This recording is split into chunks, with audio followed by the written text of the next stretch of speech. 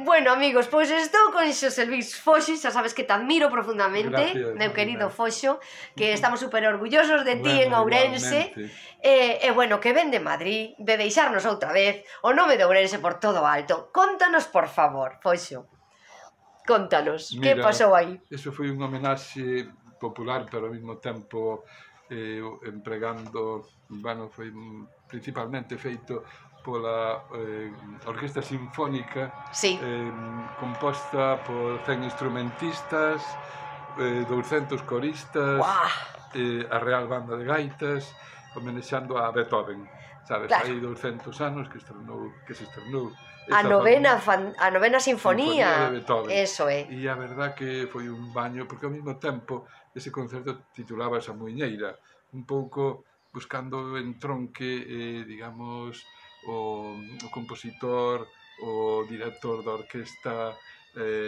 foi unha persoa estupenda, tendo esa imaginación, digamos, vinculando a música galega, a maneira de chantada e alborada da Veiga, ca música de Beethoven. Entonces, aí estuvemos ca Real Banda de Gaitas no Auditorio Nacional, que foi impresionante. A xente gritaba de emoción, non parou de aplaudir durante bastantes minutos. Foi un dos momentos bonitos da Real Banda de Gaitas. Da Real Banda de Gaitas. Eu supoño que é super emocionante para ti vivir estes momentos, non? Home, a verdad que despois dun sacrificio grande que fixemos ensaiando, como acabas de ver, cambiando a tonalidade dos punteiros para impresionar e adaptarnos á orquesta sinfónica. Fixemos ese esforzo, pero os rapaces tamén disfrutaron, porque poñen en valor o seu traballo, sabes, de aquí na Real Banda de Gaitas, na Escola de Gaitas, traballamos intensamente todo o ano, e estes momentos de emoción pois tamén son importantes na vida dos artistas. Totalmente maravillosos. Bueno, despois imoslle pasar unhas imaxes aos nosos amigos para que se metan aí en vivo e en directo.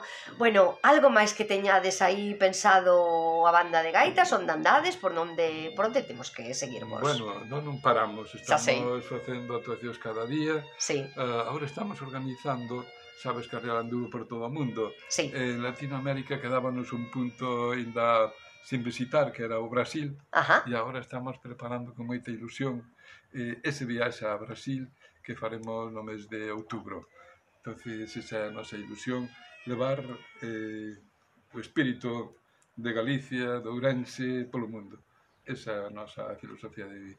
Moitísimas gracias, Foxo, esa a chispa que levamos aí, que levades os músicos tan maravillosos, que nos dades tantos momentos de emoción. Bueno, pois andamos. É que non hai maneira de pagarlo este home. Gracias. De verdade que sí. Voulles pasar agora mesmo o que foi ese concerto. Gracias por atenderme aquí no teu despacho, onde te vexo con xente tan importante. Sí, vaya. Coa reina, co papa e con todas estas maravillas. Aí estamos. Noraboa.